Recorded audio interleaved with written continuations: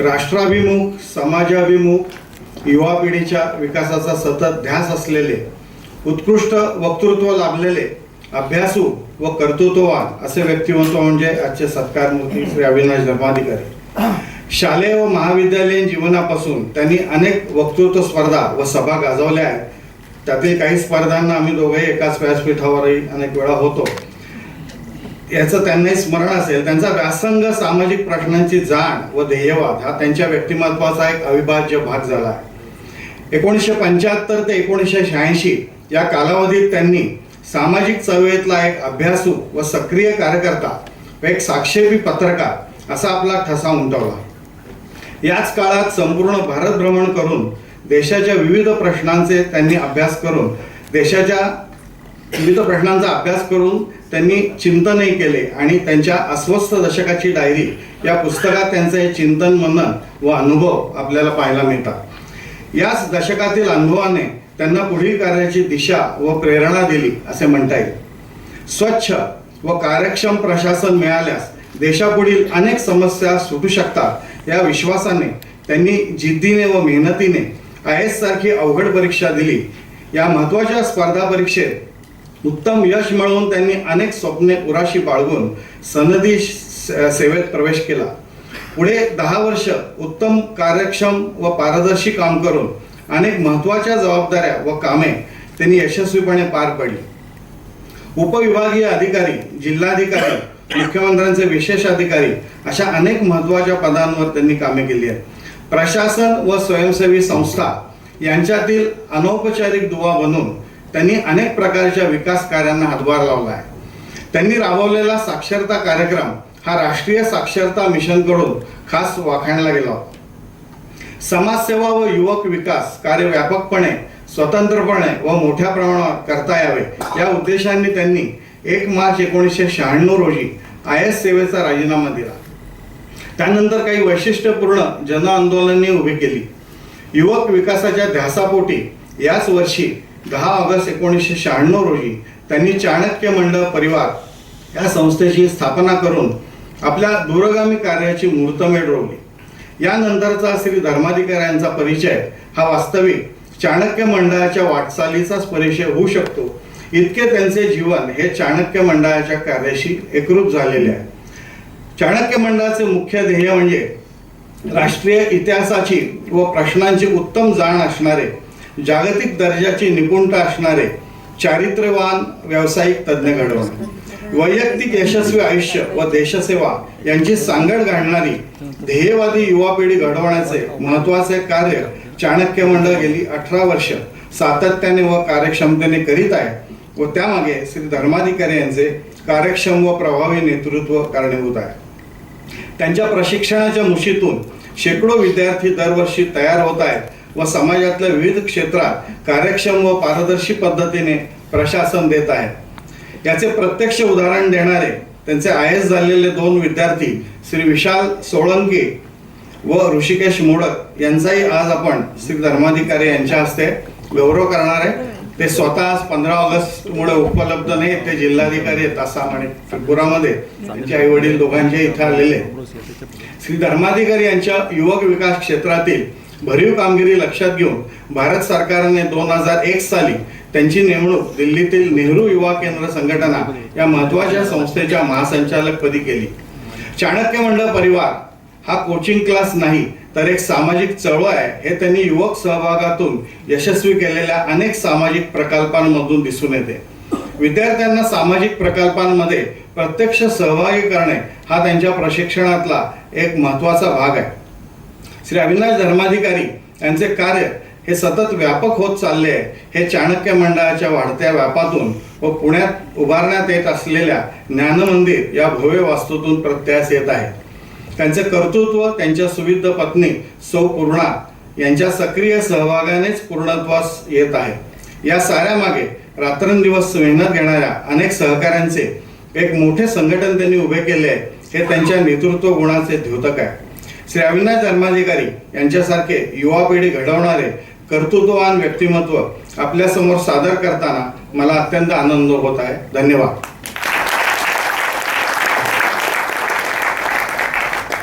मंडळी, आता आपण या कार्यक्रमाच्या अत्युच्च टप्प्यावर येऊन पोहोचलेलो आहोत. हा आनंदाचा क्षण म्हणजे रोटरी गुणवत्ता पुरस्कार प्रदान सोहळा. व्यासपीठावरील सर्व मान्यवरांना मी विनंती करते की त्यांनी व्यासपीठाच्या समोर यावं.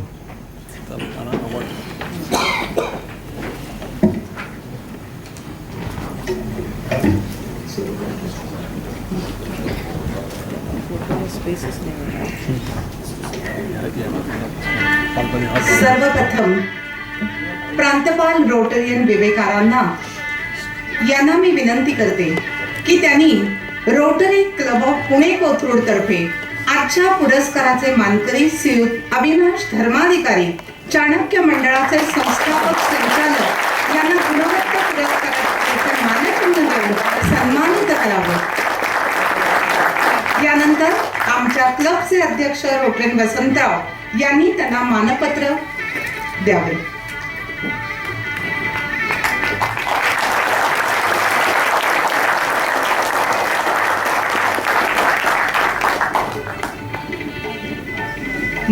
मान्यवरांनी आसनस्थ व्हावे.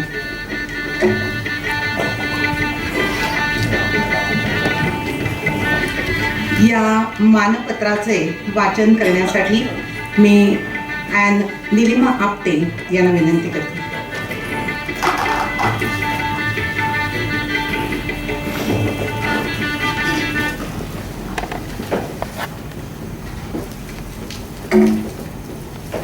Rotary club of Pune Kothrud तर्फे दिले जाणारे हे मानपत्र श्री अविनाश धर्माधिकारी, माजी सनदी अधिकारी. आपण चाणक्य मंडळ परिवाराचे संस्थापक संचालक या भूमिकेतून गेली 18 वर्षे युवकांच्या शैक्षणिक व सर्वांगीण विकासासाठी सतत कार्यरत आहात. आतापर्यंत अनेक विद्यार्थ्यांना घडविण्याच्या आपल्या कार्याबद्दल आमच्या rotary club of Pune Kothrud तर्फे यंदाचा रोटरी गुणवत्ता पुरस्कार आपणास प्रदान करताना आम्हाला अत्यंत आनंद होत आहे. भारतीय प्रशासकीय सेवेत असताना आपण अनेक महत्त्वाची पदे भूषविलीत. लोकाभिमुख प्रशासनाच्या दृष्टिकोनातून अनेक कामे केलीत. स्वच्छ आणि कार्यक्षम प्रशासनासाठी जन आंदोलन उभे करण्याच्या उद्देशाने आपण सनदी सेवेतून बाहेर पडलात व युवक नेतृत्व विकासाच्या कार्याला वाहून घेतले. युवकांच्या शैक्षणिक विकासाच्या ध्येयाने प्रेरित होऊन आपण 1996 मध्ये चाणक्य मंडळाची स्थापना केली. युवा पिढीला कर्तृत्ववान, चारित्र्य संपन्न बनवून राष्ट्रप्रेमाने प्रेरित करत वैश्विकतेचे अधिष्ठान देऊन उत्तम प्रशिक्षणाद्वारे स्वच्छ, कार्यक्षम व तज्ञ प्रशासक तसेच सजग, सुसंस्कृत व जबाबदार नागरिक तयार करणे या उद्देशाने चाणक्य मंडळ परिवार कार्यरत आहे. महाराष्ट्रीयन विद्यार्थ्यांना त्यांच्या क्षमतेची जाणीव करून देऊन IAS, IPS आणि MPSC या स्पर्धा परीक्षांसाठी योग्य मार्गदर्शन करून त्यांना या परीक्षांमध्ये यश प्राप्त करून देण्यात व प्रशासकीय सेवेमध्ये त्यांचा सहभाग वाढवण्यात चाणक्य मंडळ परिवाराचा सिंहाचा वाटा आहे. आज महाराष्ट्रातून दरवर्षी अनेक जण प्रशासन सेवेमध्ये निवडले जातात, हे निश्चितच कौतुकास्पद आहे. पुण्यात नव्याने उभे राहत असलेले ज्ञान मंदिर हे संस्थेच्या व्यापक कार्याचे द्योतक आहे. आपल्या वाटचालीत आपल्या सुविद्य पत्नी सौ पूर्णा धर्माधिकारी व आपले अन्य सहकारी यांचा आपणास पाठिंबा मिळत आहे. त्यामुळे आपला गौरव म्हणजे चाणक्य मंडळ परिवाराचाही गौरव आहे असे म्हणणे उचित ठरेल. आपल्या विचारमंडळीतून आपला अभ्यास, अनुभव आणि साक्षेपी वैचारिक बैठक याचे दर्शन घडत असते. आपण युवा पिढीचे खरेखुरे आयडॉल आहात असे म्हणणे उचित ठरेल. आपल्या पुढील वाटचालीसाठी व युवा पिढी घडविण्याच्या आपल्या व्यापक कार्यासाठी आमच्या रोटरी परिवारातर्फे हार्दिक शुभेच्छा. आपले शुभेच्छुक रोटेरियन वसंत कुलकर्णी, अध्यक्ष, रोटेरियन प्रताप रेगे, मानद सचिव, पुणे, 14 ऑगस्ट 2014. धन्यवाद.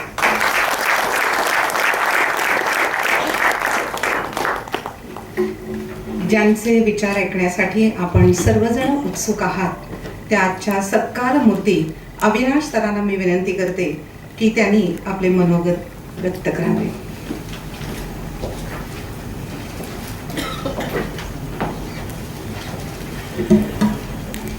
सन्माननीय प्रांतपाल विवेकानंदजी, आपले प्रेसिडेंट रोटेरियन वसंतराव कुलकर्णीजी, सन्माननीय रोटेरियन प्रताप रेगे, माझा कॉलेजपासूनचा मित्र म्हणून फर्स्ट नेम टर्म्सवर असे रोटेरियन श्रीनिवास,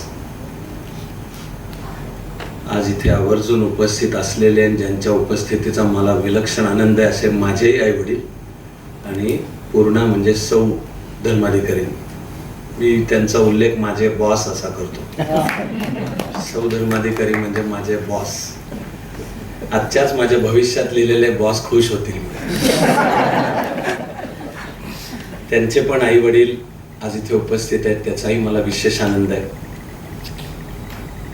ज्या दोन नावांच्या बद्दल शेकडोंपैकी पण मी खास विचार करून मीही ठरवलं की मी सुचवायचं असेल तर दोन नावं, विशाल सोळंके आणि ऋषिकेश मोडक, त्या दोघांचेही आई वडील इथे उपस्थित आहेत. ऍक्च्युली ज्यांच्यामुळे चाणक्य मंडलचं कार्य चालतं असे सुद्धा माझे सहकारी, त्यांना मी आवर्जून सांगितलं, तेही इथे उपस्थित आहेत. इथे ज्या नव चाणक्याची नवी वास्तू उभी राहते असा सातत्याने उल्लेख झाला. खरं म्हणजे ती वास्तू उभी करण्याचं काम पूर्ण त्यांचे वडील म्हणजे अनंतराव गोगटे आणि आमचा तितकाच फॅमिली मेंबर मिलिंद भावे हे सर्व करतात, तेही इथे उपस्थित आहेत. असे आपण सर्व एखाद्या फॅमिली फंक्शनला असावेत असे सर्व सन्माननीय रोटेरियन आणि ॲन. खूप मनापासून मी तुमच्याबद्दलची कृतज्ञता व्यक्त करते. पुढची काही मिनिटं एक प्रकारे पुरस्कार स्वीकारताना असं काहीतरी बोलायचं असतं, खोटं खोटं नम्रतेचं, अशी मी अजिबात बोलत नाहीये. मला असं बोलता येत नाही. I will say what I mean and I will mean what I say. आणि मी खूप मनापासून म्हणतोय की ही खूप आभार आणि कृतज्ञता सुद्धा आहे. मला असं म्हणायचं आहे की कोणत्याही पुरस्कारांच्या पलीकडे गेलेलो आम्ही, मी आणि सौ धर्माधिकारी, असे जे काम चालतं ते असं पुरस्कारा करता नाहीये. पण या योग्यतेचे तुम्ही समजलात याच्यामध्ये एक आनंद आहे, पुढच्या कामाला उत्साह आहे.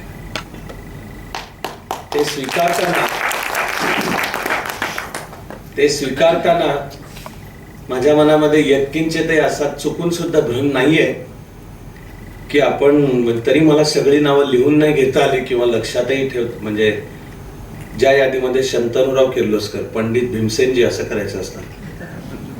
शांताबाई म्हणजे साहित्याची माऊली असंच मी नाव ठेवले. शांताबाईंचा माझा घनिष्ठ परिचय होता.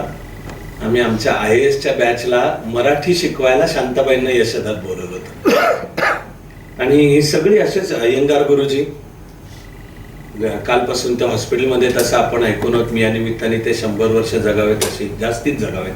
100 लवकरच पूर्ण होतील त्यांची, जास्ती जगावेत आणखीन. असे doctor Jayantrao Narlikar, doctor Vijay Bhatkar, doctor Raghunath Mashelkar, तरी काही आय एम सॉरी की इतके ग्रेट नावांच्या चरणांशी बसण्याची माझी योग्यता आहे. तुम्ही मला त्या रांगेमध्ये ठेवलं हे तुमचं मोठेपण आहे आणि ते तुम्ही देत असलेलं मी उत्तेजनार्थ पारितोषिक समजतो. मी याला म्हणेन आपके मुंह में घी शक्कर. आणि यांच्या रांगेत बसण्या एवढं काम आमच्या हातून घडो आणि त्याला तुम्हा सर्वांच्या शुभेच्छा आणि आशीर्वाद असोत अशी मी या निमित्ताने विनंती करतो. हेही कुठल्याही खोट्या नम्रतेचं वाक्य नाही. मला याचं नीट भान आहे, काय केलं, काय करायला निघालो आणि कुठे जायचंय.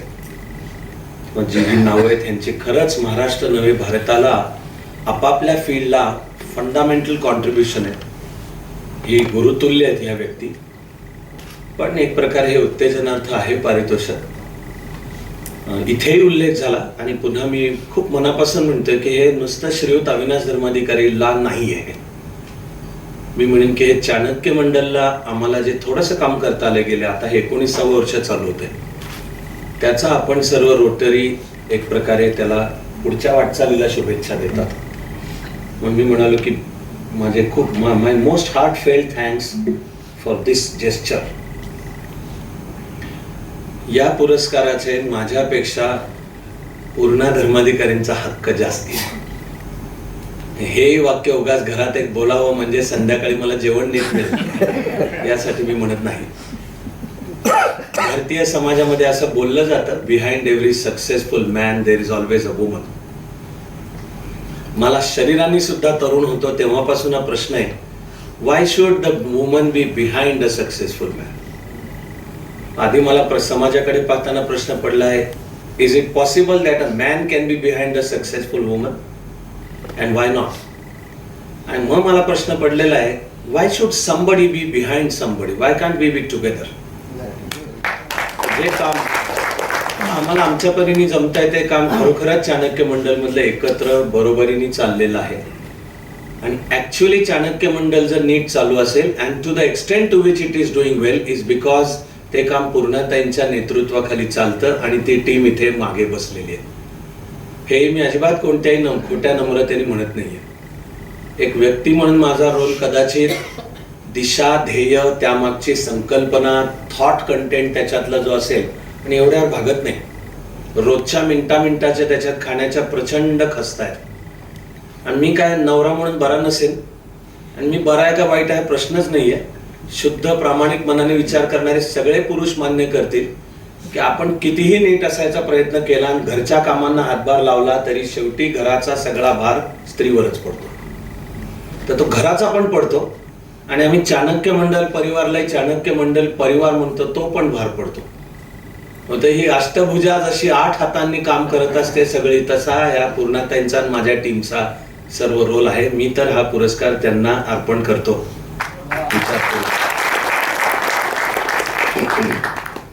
समाजात मला अनेकदा विचारतात चाणक्य मंडलचं काम नीट चालू आहे का? मी त्याचं सांगत आलो की जर ते नीट चालू असेल, आणि जेवढ्या प्रमाणात नीट चालू आहे, कारण की त्या कामाचा मुख्य भार स्त्रियांनी तोलून धरलेला आहे.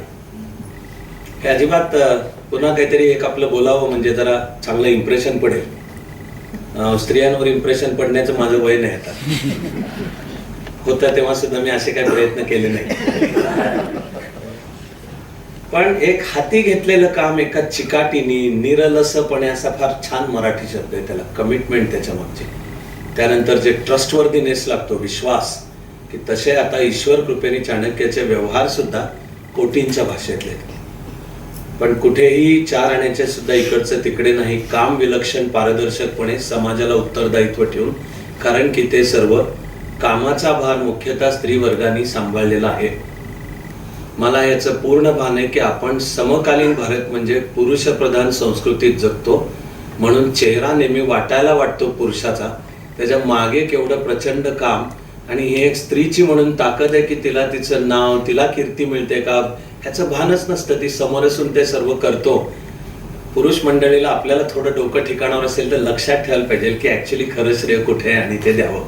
मला ह्या गोष्टीचा विलक्षण आनंद पण आहे. म्हणून मी इथनं माईकवरनं ते व्यक्त करण्याची I am taking this opportunity to express this. माझे आणि पूर्णाताईंचे आई वडील पण इथे आहेत, असू शकले, याही बद्दल मी ईश्वराचाही आभारी आहे. ते सर्वजण आपापल्या 80s मध्ये आहेत आता, आणि एक विलक्षण शिस्तशीर आयुष्य, ईश्वराला आणि या राष्ट्राला अर्पण केलेलं आयुष्य ते जगतात. म्हणून आपल्यामध्ये पण आहेत. मी म्हणालो 80s मध्ये आहेत, पण निदान अजून 20 वर्ष ते असावेत अशी माझी पण प्रार्थना आहे. तुमचं पण त्याला बळ असावं. पूर्णाताईंना वाढवताना त्यांच्या आई वडिलांना किती त्रास झाला मला फारशी कल्पना नाही, पण मला वाढवताना माझ्या आई वडिलांना भरपूर त्रास झालेला आहे माहिती आहे मला. मी वाढत्या वयामध्ये म्हणजे तेव्हा सुद्धा एक टार्गट कार्ट होतो. घरी गेला तर हातीपायी नीटच परत येईल याची खात्री नव्हती. ह्याच्यामुळे बाकीचे हातीपायी घरी नीट परत जातील याची खात्री नव्हती. माझं बालपण कसब्यात गेलंय. कसबा पेठेला मी विद्यापीठ म्हणतो, आणि कसबा पेठ शिकवते की आई त्यांनी मला मारलं असं मी घरी रडत जायचं नसतं. मी ज्याला मारीन त्यांनी त्याच्या घरी रडत जायचं असतं की आई अविनाशने मला मारलं. पण जेवढा मागे वळून पाहतो तेवढं हे निश्चित आहे की कुठलीही कृत्रिमता नसताना जे शिकलो, घरात शिकलो नकळत सुद्धा. मला जी मिनिटांची मर्यादा दिली त्याच्यात तर सांगता येणार नाही. ऍक्च्युली आई वडिलांच्या चरणी आणि आई वडिलांनाच सर्व अर्पण करत, आणि त्यामध्ये कुठे उपदेश नसतो, असणं, existence, being. There is no preaching. ते आपल्या अस्तित्वाने शिकवत असतात. मराठीतले एक उत्तम साहित्यिक आनंद यादव, माझ्या मते ते नोबेल पुरस्काराच्या योग्यतेची त्यांची थोरवी आहे. अलीकडच्या काही कॉन्ट्रोवर्सीजवर जाऊ नका, त्यांची कॉन्ट्रीब्युशन फार मोठी आहे. त्यांनी जे 3 खंडातली आत्मचरित्रात्मक कादंबरी लिहिली, मी त्यांना आनंद मामा म्हणतो, कारण माझ्या आजी आजोबा म्हणजे आईच्या वडिलांच्या खूप ते जवळचे होते. त्यांनी पहिल्या खंडामध्ये वर्णन केलंय की लहानपणी माझ्या लहानपणी त्यांनी अंगखांद्यावर खेळवलंय आणि तसं आमचं लहानपण गरिबीत गेलं. याही बद्दल मी ईश्वराचा आभारी असतो, कारण त्याने एक वेगळं अंडरस्टँडिंग दिलंय. पण ते आत्मचरित्रात्मक कादंबरीत आनंद मामा म्हणतात की अत्यंत गरीब घरात असून सुद्धा एक आई आपल्या मुलांना कसं वाढवते याचा आदर्श मी अक्का म्हणतात माझ्या आईला तिच्या निमित्ताने पाहिला. तर मला या गोष्टीचं आहे समाधान की आता माझे आई वडील आत्ता इथे आहेत. माझी भावना आहे खरं म्हणजे कामाला आणि कॉन्ट्रीब्युशनला आत्ता कुठे सुरुवात झाली आहे.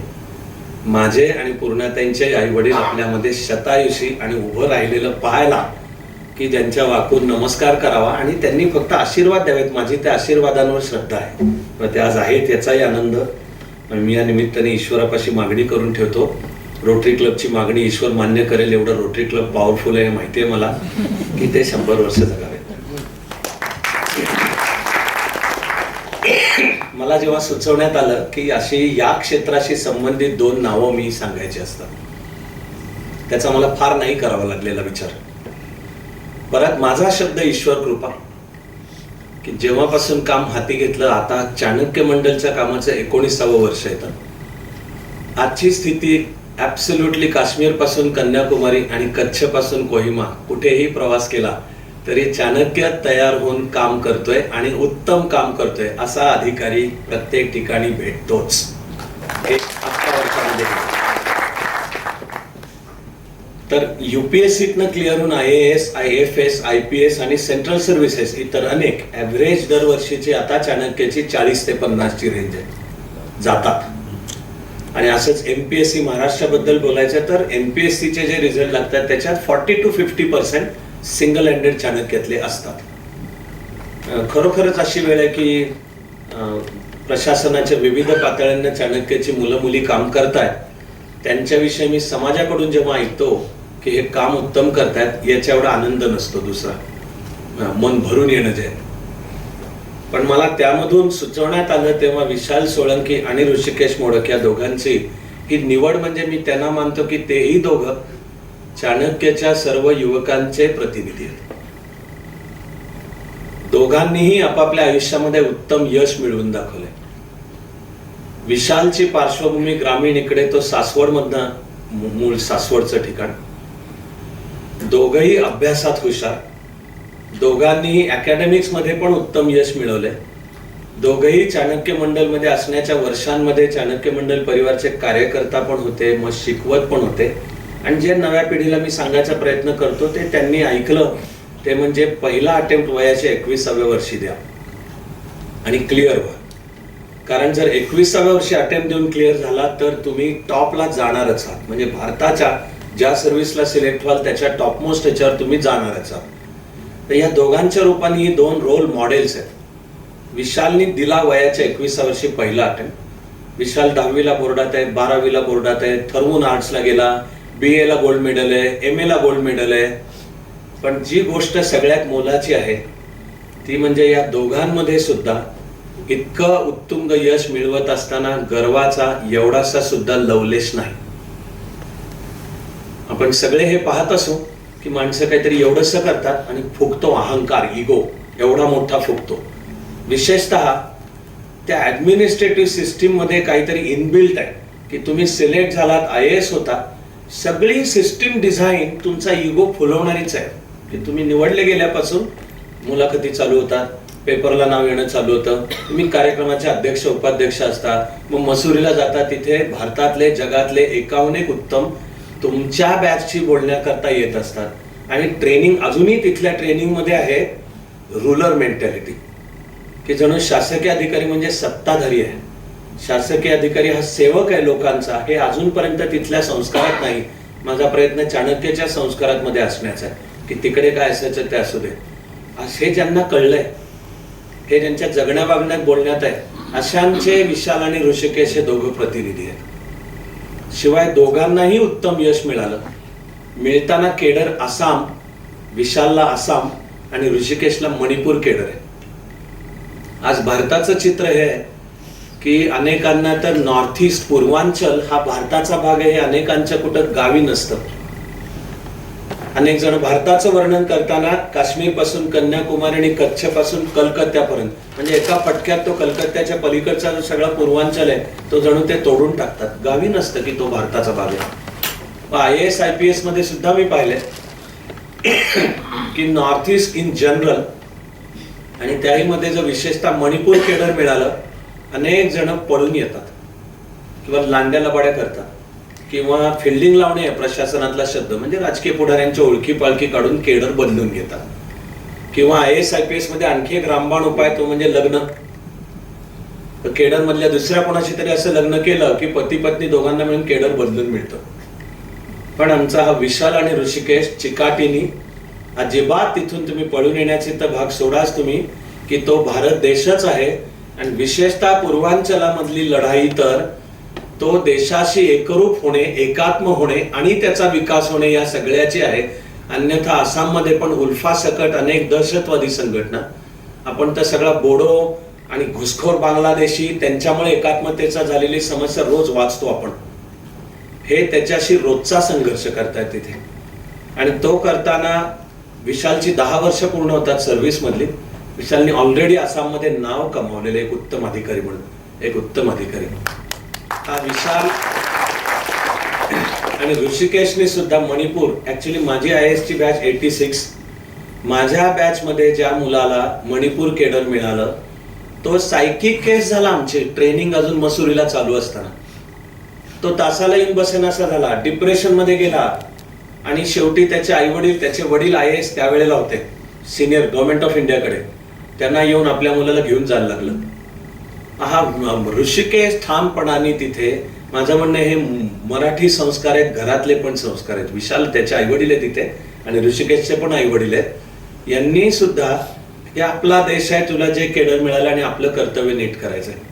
आज विशाल जोरहाट जिल्ह्याचा कलेक्टर आहे. आता जोरहाट म्हणजे आत्ताच्या आसामच्या मुख्यमंत्र्याचा जिल्हा आणि तो मुख्यमंत्र्याच्या जिल्ह्याचा कलेक्टर आहे. ते काही मुख्यमंत्र्याच्या फार पुढे पुढे करतो म्हणून नाही, मुख्यमंत्र्याला पण भान आहे की आपला जिल्हाधिकारी एक कार्यक्षम पाहिजे, कारण लोकांना हिशोब त्यांनी द्यायचा आहे, नंतर मुख्यमंत्र्यांनी द्यायचा आहे. म्हणून त्याने मागून घेतलेलं आहे विशाल माझ्या जिल्ह्याचा असावा कलेक्टर. आणि असाच ऋषिकेश उखरुल असं जिल्ह्याचं नाव आहे मणिपूर मधल्या. हा सगळा जिथे नागा, कुकी, मैतेई हे सर्व संघर्ष चालतात, आपण त्याच्या वेळोवेळी बातम्या, बॉम्बस्फोट तर मणिपूर शहरात म्हणजे इम्फाळमध्ये घडत असतात, हे सगळ्याशी रोजचा संघर्ष करत. तेव्हा माझ्या मनात त्याची शंका नव्हती की जे जे चाणक्य मंडलला अभिप्रेत आहे ते सर्व जे आपल्या जगण्यात दाखवत आहेत अशांचे प्रतिनिधी म्हणून विशाल सोळंकी आणि ऋषिकेश मोडक या दोघांना हा पुरस्कार दिला जावा. आज तारीख 14 ऑगस्ट. दोघंही कलेक्टर असल्यामुळे येऊ शकत नाही तिकडे, म्हणून त्यांचे आई वडील आहेत, याचा पण मला विशेष आनंद आहे. त्याही आई वडिलांसकट विशाल, ऋषिकेश दोघंही 100 वर्ष जगावेत आणि अर्थातच त्यांचं करिअर उत्तम व्हावं.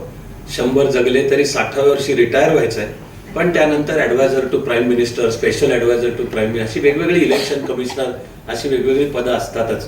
मला या गोष्टीचा आनंद आहे. मला जाता जाता थोडक्यातच सांगायला पाहिजे की आत्ता चाणक्याचं काम करत असताना माझ्या डोळ्यासमोर एक चित्र सतत असतं, ते म्हणजे आजपासून काही वर्षांनी भारताच्या म्हणाल त्या टॉपच्या पोस्टवर नुसता मराठी मुलगा नाही, चाणक्याच्या अध्यात्म आणि राष्ट्रीयत्वाच्या विचारात तयार झालेला मुलगा मुलगी भारताच्या टॉपमोस्ट पोस्टवर असणार आहेत. या सगळ्यांचे प्रतिनिधी म्हणून थोडक्यात म्हणायचा प्रयत्न करतोय. हा विशाल 21व्या वर्षी पहिल्या अटेम्प्टला आधी त्याची रँक 181 आणि लगेच दुसरा अटेम्प्ट दिला. 22व्या वर्षी तो देशात 8वा आहे. तो 22व्या वर्षी IAS झाल्यामुळे जे प्रोफाईल आहे करिअर मधलं, विशाल एक ना एक दिवशी आधी आसामचा चीफ सेक्रेटरी होणार. तेवढ्यावर त्याचं करिअर संपणार नाही. विशाल आगे चल के भारताचा कॅबिनेट सेक्रेटरी म्हणजे भारताच्या प्रशासकीय यंत्रणेचा सर्वोच्च प्रमुख व्हायला क्वालिफाय होणाऱ्याच्या यादीत ते IAS मधलं करिअर प्रोफाईल मला माहिती आहे. तेव्हा विशाल भारताच्या कॅबिनेट सेक्रेटरीच्या दिशेने वाटचाल करतोय. आमचा दुसरा वयाच्या 21व्या वर्षी पहिल्याच अटेम्प्टला IPS ला सिलेक्ट झाला असा मुलगा म्हणजे वैभव निंबाळकर. त्याला पण आसाम मिळालं. तो वयाच्या 21व्या वर्षी IPS झाल्यामुळे वैभव सुद्धा आगे चलके आसामचा एक ना एक दिवशी पोलीस महासंचालक. माझ्या मनातली काळजी एवढीच असते की त्यावेळेपर्यंत आसाम भारताचा भाग असला म्हणजे मिळवली, पण तो राहू शकेल एवढा तर बदल देशात आता झालेला आहे. इथून पुढची बांधणी अजून राष्ट्रीय एकात्मतेची करायची आहे, त्याला मग आपली ती मुलं भर घालणारी ठरू शकतील. मग वैभव निंबाळकर आसामचा DG, त्यावर त्याचं करिअर संपणार नाही. भारताच्या पोलीस खात्याचे 2 सर्वोच्च प्रमुख मानले जातात, डायरेक्टर IB इंटेलिजन्स ब्युरो किंवा डायरेक्टर CBI. तर वैभव या दोनातला एक कोणता तरी होणारच हे आज निश्चित आहे करिअर प्रोफाईल मध्ये. आणि असाच 2009 साली वयाच्या 21व्या वर्षी पहिल्या अटेम्प्टला देशात 29 महाराष्ट्रात पहिला आलेला अनिकेत मांडवगणे, त्याचा चॉईस इंडियन फॉरेन सर्व्हिस होता. तो वयाच्या 21व्या वर्षी इंडियन फॉरेन सर्व्हिसला सिलेक्ट झाल्यामुळे अनिकेत सुद्धा आगे चलके भारताच्या परराष्ट्र खात्याचा सर्वोच्च प्रशासकीय प्रमुख म्हणजे फॉरेन सेक्रेटरी या पदावर जाणार हे आज निश्चित आहे. आणि यांची वर्ष अशी काही आहेत की ते आपापल्या टॉपमोस्ट पोस्टला जाणार आहेत हे आज निश्चित आहे असं नाहीये. तर आजपासूनच्या काही वर्षांनी भारताच्या भविष्यकाळात अशी वेळ आहे की भारताचा एका वेळी भारताचा कॅबिनेट सेक्रेटरी, डायरेक्टर IB किंवा CBI आणि फॉरेन सेक्रेटरी चाणक्यातले कार्यकर्ता अधिकारी असणार आहेत.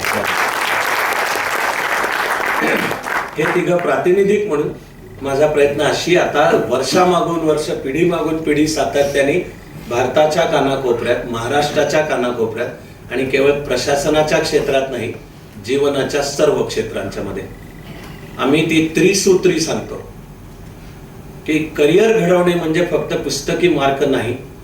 आणि एखादा मुलगा मुलगी टॅलेंटेड आहे म्हणजे फक्त फिजिक्स, केमिस्ट्री, बायोलॉजी किंवा मॅथ्स म्हणजे मेडिकल किंवा इंजिनिअरिंग म्हणून तुला 10% किती सायन्सला गेलास का, 12वीला PCB PCM, ही रॅट रेस चुकीची आहे. प्रत्येक मुलगा मुलगी टॅलेंटेड आहे.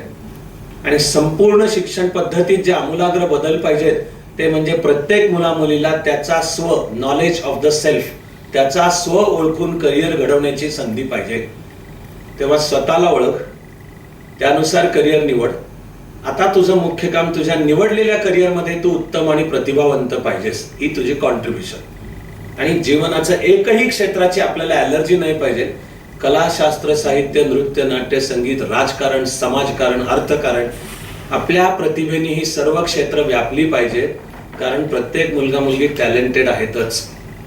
फंडामेंटल लेवलला शिक्षण पद्धतीत आमूलाग्र बदल पाहिजे. नुसता पुस्तकी अभ्यास म्हणजे शिक्षण नाही, केवळ जॉब साठीचं म्हणजे शिक्षण नाही, आणि केवळ तू पैसाच किती मिळवतोस आणि तुला नाव झालं का हारफुलं गुच्छ हे बाय प्रॉडक्ट्स आहेत, हे इन्सिडेंटल आहे. मूळ फोकस तू स्वतःला ओळखून निवडलेल्या तुझ्या क्षेत्रात are you excellent, are you creative. If the answer is yes, मग तू सामाजिक आणि राष्ट्रीय जीवनाला तू कॉन्ट्रीब्युशन देतोस. अशी जीवनाच्या सर्व क्षेत्रात भारताची प्रतिभा सर्व अंगांनी फुलून आली पाहिजे, हे आमचं उद्दिष्ट आहे. हे काम आहे हाती घेतलेलं. ती पायाभरणी आहे, ते बी सारखं पेरून घेणं आहे. मी होतो IAS म्हणून सुरुवात प्रशासनाने केली, म्हणून स्पर्धा परीक्षांचं मार्गदर्शन आहे.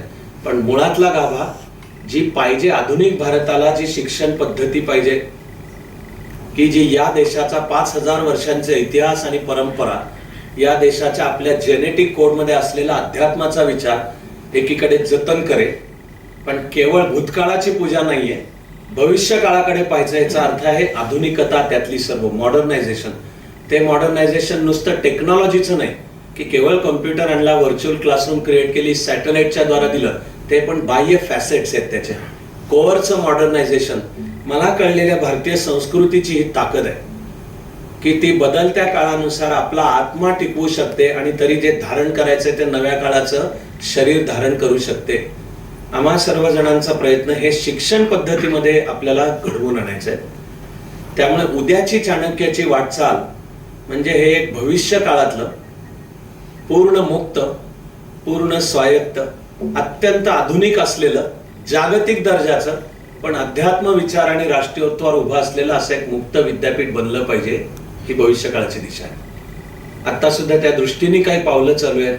आता सुद्धा यशवंतराव चव्हाण महाराष्ट्र मुक्त विद्यापीठाबरोबर अनेक प्रकल्प चालतात आणि चाणक्यमध्ये आता शिक्षणाची जी रचना केली आहे त्याला यशवंतराव चव्हाण महाराष्ट्र मुक्त विद्यापीठाने UGCच्या मान्यतेने BA आणि MA पब्लिक सर्व्हिस असा अधिकृत पदवी आणि पदव्युत्तरचा दर्जा म्हणजे मान्यता दिली की जी नॅशनल इंटरनॅशनल लेवलला मान्य असलेली आहे. एक भारताचा कार्यकर्ता म्हणून वाटचाल सुरू केली तेव्हा आपल्याला या देशाचा कार्यकर्ता व्हायचा, देश समजला पाहिजे. याचा अर्थ आहे मला हा देश, त्याचा इतिहास, त्याची परंपरा, त्याचं तत्वज्ञान समजलं पाहिजे. या नात्याने पर्स्पेक्टिव्ह कार्यकर्त्याचा, पण मी इतिहासाचा विद्यार्थी आहे. त्यामध्ये जेव्हा वाचतो की प्राचीन भारत एक वैभव संपन्न संस्कृती होती याचा अभिमान जरूर आहे, पण आपल्याला तेवढ्या थांबून नाही चालणार आहे. नुसतीच भूतकाळाची पूजा केली तर आपली प्रतिभा भूतकाळात गुंतून पडेल. आपल्याला तो भूतकाळ लक्षात घेऊन आपली प्रतिभा वापरून भविष्य काळातले नवे नवे त्याला आकार दिले पाहिजेत. मला अभ्यास हे निश्चित सांगतो की जे स्थान 19व्या शतकात जगामध्ये ऑक्सफर्ड आणि केम्ब्रिजचं होतं आणि जे स्थान आत्ताच्या जगामध्ये हार्वर्ड किंवा MIT किंवा कॅलटेकचं आहे ते निश्चितपणे प्राचीन भारतात नालंदा आणि तक्षशिला या विद्यापीठांचं होतं. पण मला आता इतिहासात कधीतरी नालंदा तक्षशिला होत्या यावर आता समाधान नाहीये. आधुनिक काळातल्या नालंदा आणि तक्षशिला घडवल्या पाहिजेत. त्या कामामध्ये चाणक्य मंडळ परिवार आहे, हो के रहेंगे. पण त्यासाठी आपल्या सगळ्यांच्या आशीर्वाद आणि शुभेच्छा असाव्यात अशी विनंती करतो आणि थांबतो.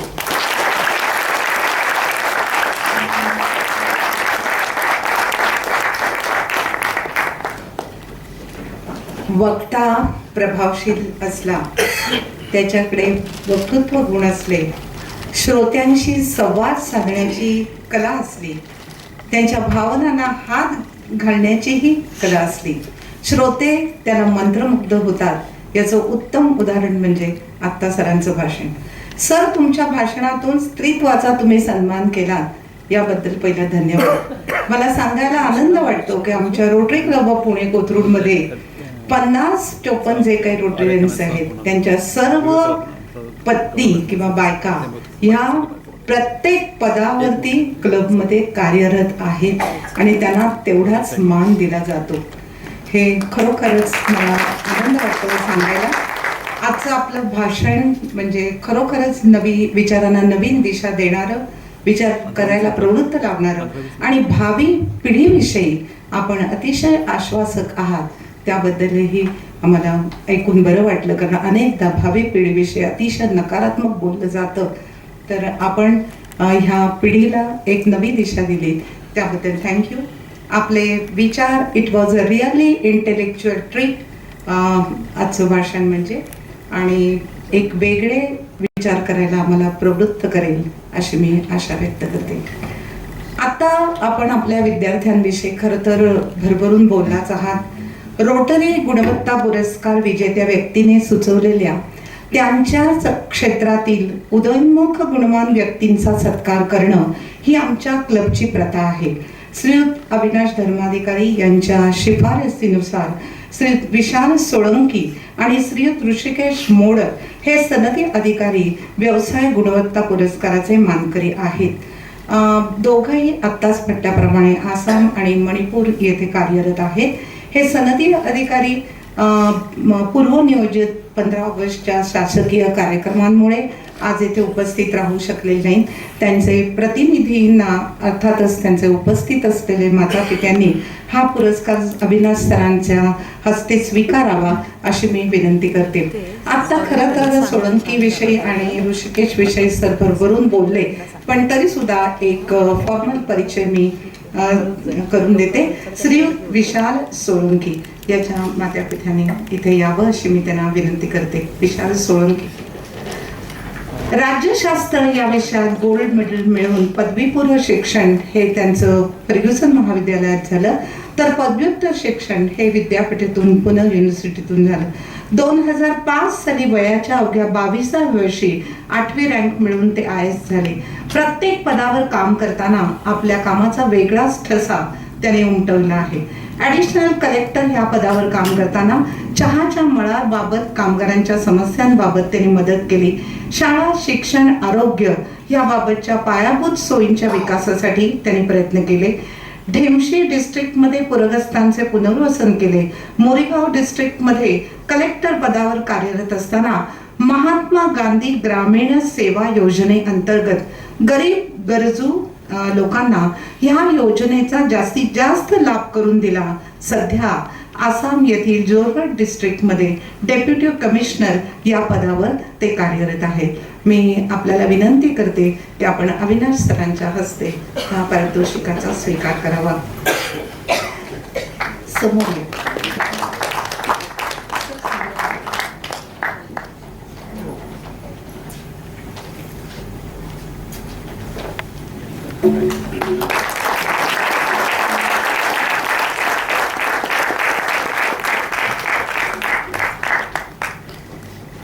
यानंतर ऋषिकेश अरविंद मोडक याच्या मातापित्यांना मी विनंती करते की त्यांनी व्यासपीठावर यावं. ऋषिकेशचं शिक्षण पदव्युत्तर शिक्षण इकॉनॉमिक्स या विषयात पुणे विद्यापीठातून झालं.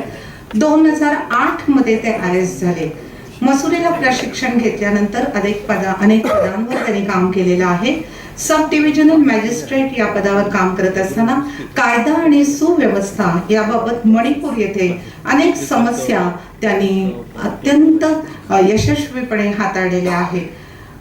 कमिशनर सेल्स टॅक्स येथे काम करताना सेल्स टॅक्सच्या कारभारात सुधारणा त्यांनी केल्या. सध्या ते कलेक्टर आणि डिस्ट्रिक्ट मॅजिस्ट्रेट या पदावर उकरूल डिस्ट्रिक्ट मणिपूर येथे कार्यरत आहेत. उकरूल हा डोंगराळ आणि आदिवासींचा भाग आहे आणि तेथे सुद्धा अनेक समस्या ते हाताळत आहेत. मी त्यांच्या मातापित्यांना विनंती करते की त्यांनी सरांच्या हस्ते त्या पारितोषिकाचा स्वीकार करावा.